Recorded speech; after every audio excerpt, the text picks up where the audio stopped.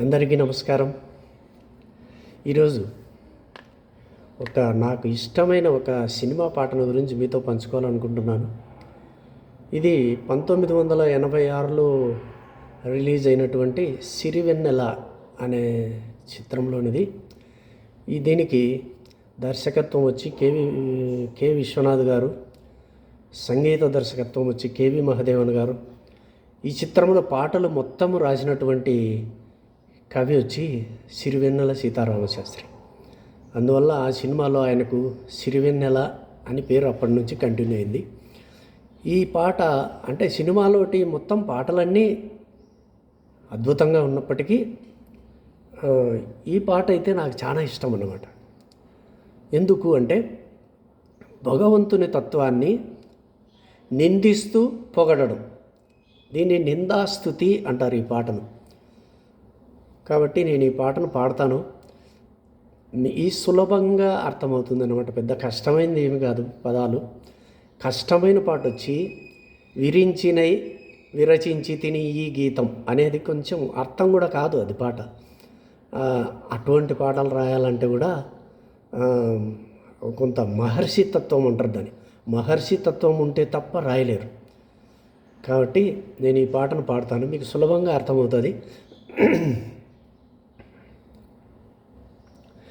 ఆది భిక్షువు వాడినేది కోరేది, బూడిదిచ్చేవాడినేది అడిగేది. ఆది భిక్షువు వాడినేది కోరేది, బూడిదిచ్చేవాడినేది అడిగేది.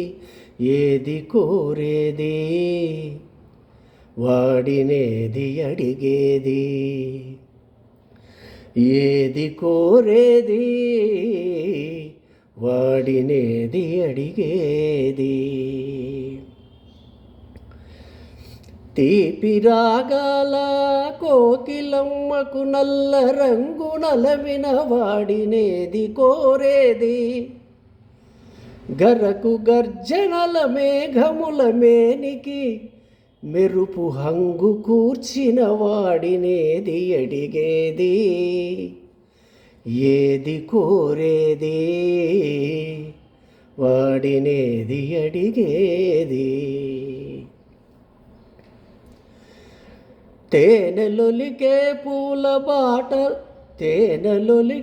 పూల బాలలకు మూన్నాళ్ళ ఆయువిచ్చిన వాడినేది కోరేది. బండరాళ్ళను చిరాయువుగా జీవించమని ఆనతిచ్చిన వాడినేది అడిగేది. ఏది కోరేది వాడినేది అడిగేది. గిరిబాలతో తనకు కళ్యాణమనరింప తలపు దరిచేరు మన్మధుని మసి చేసినాడు. వరగర్వమున మూడు లోకాల పాలింప తలపోయు ధనుజులను కరుణించినాడు. ముఖ ప్రీతి కోరేటి ఉబ్బు శంకరుడు, ముఖ ప్రీతి కోరేటి ఉబ్బు శంకరుడు. ముక్కంటి ముక్కోపి తిక్క శంకరుడు. ఆది భిక్షువు వాడినేది కోరేది, బూడిదిచ్చేవాడినేది అడిగేది. ఏది కోరేది వాడినేది అడిగేది. ఏది కోరేది వాడినేది అడిగేది.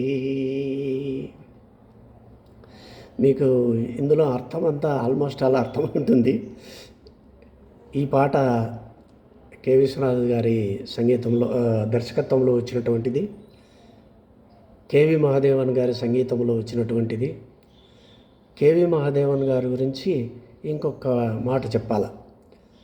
ఈ సినిమా రిలీజ్ అయ్యే టయానికి దాదాపు ఆయన మెత్తబడి ఉన్నాడు, మంచంలోనే ఉన్నాడు. కానీ ఆయన శిష్యుడు ఊహలైంది గారు మొత్తం ఆయన సినిమాలన్నిటికీ దర్శకత్వం వహించి మ్యూజిక్ డైరెక్షన్ చేసి ఆయన పేరును పెద్దగా వేసుకొని, మహాదేవన్ గారి పేరును, ఈయన పేరుని చిన్న కిందగా వేసుకొని గురుభక్తిని చాటుకున్నటువంటి గొప్ప విద్వాంసుడు ఆయన. ఇంకపోతే బాలసుబ్రహ్మణ్యం గారి గురించి నాకు చెప్పేటంత శక్తి లేదు. ఇంకా మనం గమనించితే కె విశ్వనాథ్ గారు చనిపోయారు, కెవి మహాదేవన్ గారు చనిపోయారు, సీతారామశాస్త్రి గారు కరోనాలో చనిపోయినారు, బాలసుబ్రహ్మణ్యం గారు కూడా కరోనాలో చనిపోయినారు. కానీ వీళ్ళందరూ కూడా స్వర్గానికి పోయింటారు 100%. ఎందుకంటే వాళ్ళు చనిపోయినా కూడా వాళ్ళ పాటను మనం ఎప్పటికీ ఆస్వాదిస్తున్నాం. కాబట్టి వాళ్ళందరికీ ఎక్కడున్నా కూడా ఆ భగవంతుని దగ్గర మానసిక ప్రశాంతతతో ఉండాలని నేను చెప్పిన ఈ చిన్న కామెంట్ మీకు అందరికీ నచ్చితే, అందరూ కూడా ఆరోగ్యంగా ఉండాలని, అందరూ బాగుండాలని కోరుకునే వాళ్ళలో మొదటివాడిని నేను. కాబట్టి మీకు అందరికీ నా ఈ పాట నచ్చింటే లైక్ చేయండి, నా ఛానల్ను సబ్స్క్రైబ్ చేయండి, షేర్ చేయండి. Thank you very much.